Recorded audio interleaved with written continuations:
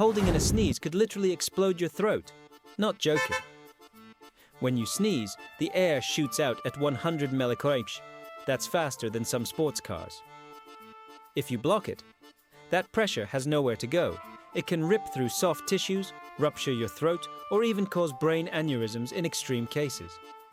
Yes, one guy in the UK actually tore his windpipe trying to be polite. So yeah, that quiet sneeze at a meeting might cost you more than embarrassment. Hit subscribe before your next sneeze blows up your feed.